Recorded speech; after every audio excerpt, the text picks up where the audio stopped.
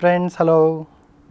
This is an attempt to understand the structural reforms being brought in by Prime Minister Modi.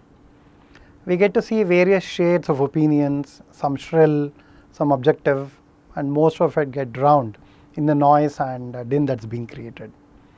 Let's try to understand the historical evolution of this sector, the regulations therein, the need for those regulations, and the need, most importantly, for the reforms that Prime Minister Modi has been doing. During the Second World War, the Defence of India rules came into play, 1943, given the backdrop of a severe famine, of a World War II shortage. It was only natural that the most essential commodities, being food, was being regulated. That formed the basis for the ECA, Essential Commodities Act, in the mid-50s. The intention was noble, trying to make sure that the essential commodities, which food during those days, even now for that matter, are available to the common man, especially in the backdrop of severe tragedies, be it a World War II, be it a partition, be it repeated famines. The country went through severe such crisis going forth into the next decade as well. The 1960s saw a situation wherein we had to import food under PL 480 from the US of A. In these backdrops, having a strict regulation in the form of an ECA made sense so that the black marketing, the hoarding of food items are prevented, and therefore the severe rise in food prices are controlled, and the common man is assured at least of a decently available food grains for himself and his family. On the other hand, you had large number of farmers, people who had very little land holding, could be half an acre, 1 acre or 2 acre, and who had very primitive, so to speak, technologies of farming. And for one, the scale economies, given the lack of it rather, didn't allow them to use better technologies, and even the availability was a concern as well then. That being the case, the intent of the APMC Act, Agricultural Produce Marketing Committee Act, was to ensure that the farmers get a decent return for the hard work, the labor that they put in generating these food grains. So therefore, if you look at these two regulations, one trying to protect the consumer part of it, the other trying to protect the farmer, made immense sense, and it was very meaningful as well. Situations do change since the 1960s and 50s, when we had a huge scarcity based economy wherein we had to import food, to today wherein food grains are overflowing in our godowns. The food grains are so much led to waste and rot in rains, and it's a miserable situation wherein you produce more but you're not able to export, you're not able to consume, worse still, you're not able to store. So this being the case, the context in which the acts were passed, the ECA acts, wherein it controlled the stocking of food grains to ensure that there was no undue food grains price rise, and the APMC trying to give a channel of marketing which was supposed to be fair, reasonable, and helpful to the farmer. But in the change situation, you get to see that the things actually went over the board. In the shortage economy, control on food grains is important and meaningful, but in a abundant economy where you have huge amount of food grain production, your inability to store them, process them is actually a curse rather than being a boon. So today, look at the situation. There is a farmer, a poor farmer, who puts in a lot of his efforts, endeavors, takes a huge amount of loan at usurious interest at times, puts his labor, his family's labor, and produces some amount of food grains, primarily for subsistence basis. And what happens is, unfortunately, he is not able to sell it anywhere outside of the APMC channel. The reason, the government believes that he cannot sell anywhere outside of the APMC for the reason that they believe they can give the best price to him. That was the pre-reforms, pre-91 days, wherein probably it made sense. But today's world, wherein you have massive corporations working in food processing, in logistics, in processed food business, and probably in exports, the farmer is not able to reach out to that segment of buyers is a big curse to them. Worse still, the people who are supposed to protect them, the small number of traders in the APMC committee, ensure that they pay very little to the farmers and probably charge a bigger price to the retail consumers. So in summary, what do you get to see? On the one hand, the farmers don't get enough money for the produce that they make. On the other hand, the consumers have to pay a higher amount of price for the food grains. And there is another set of buyers willing to sort of buy probably even at a higher price to the farmers, but they are not able to access it because of the regulatory block.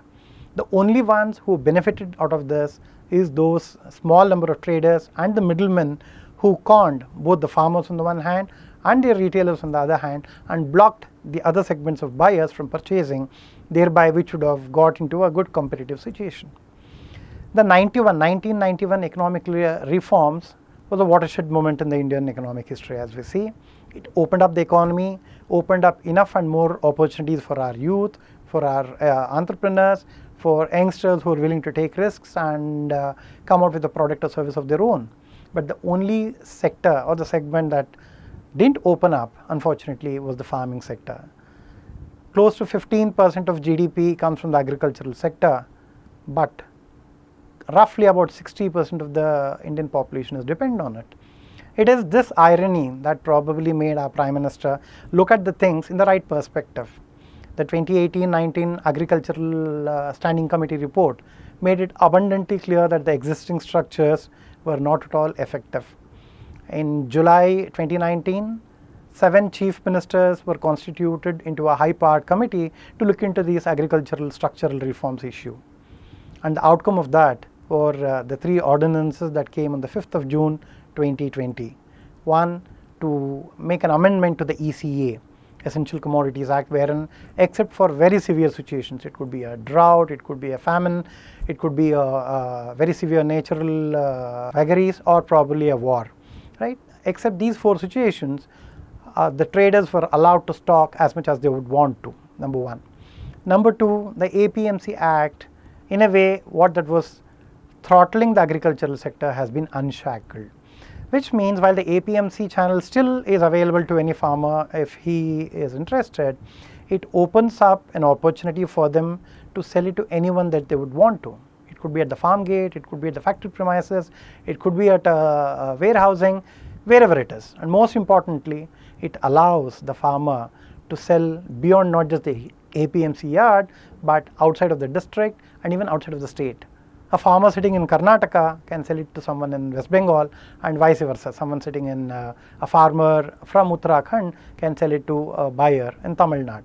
So this opens up a huge amount of market, and in a way it leads to a real price discovery. The price discovery wherein the farmer gets his rightful due. So now what is this whole drama about? All this whole noise that we get to hear about.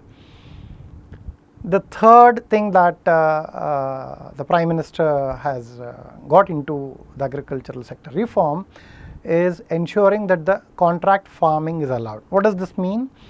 The farmer can enter into an agreement with a buyer at the start of a season and say that he is assured of a particular price. So which means to say, earlier it would so happen that the farmer as an entrepreneur took all the risks. He had to take loans on his name, he had to sort of do the labor himself or employ labor, and at the end of it still the price was completely controlled, the channel was completely controlled.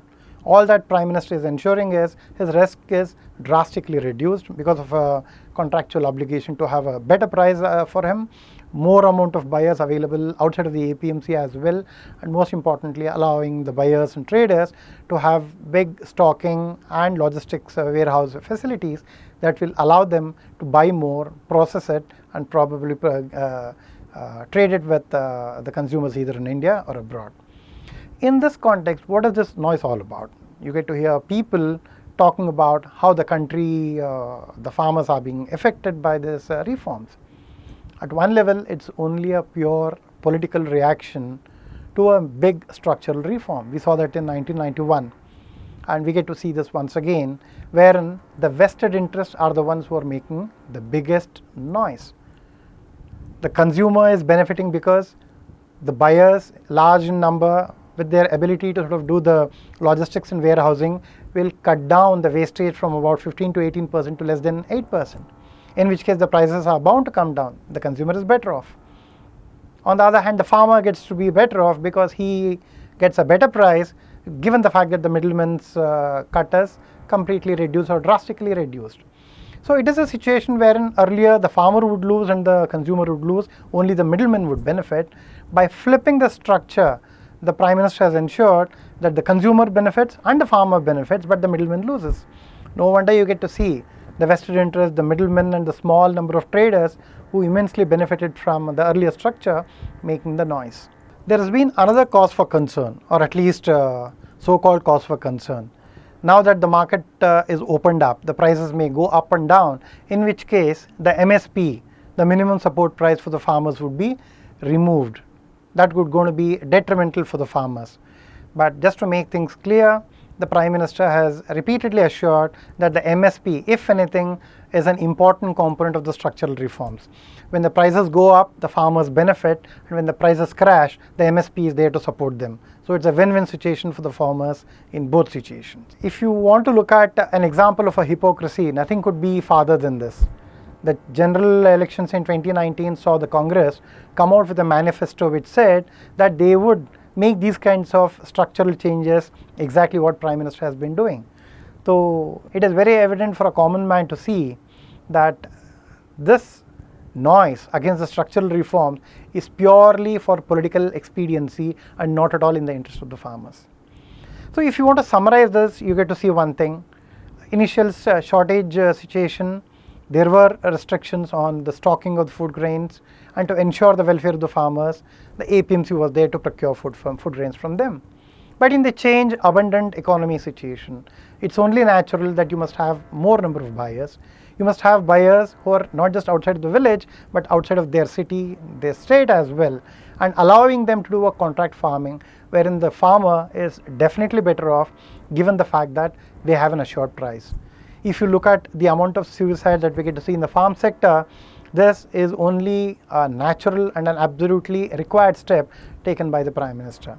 The hypocritical statements of political leaders is extremely tragic given the fact that they have themselves promised to the voters that they would bring these regulations, and now when the regulations are being brought in, are being critical of it for the sake of political expediency.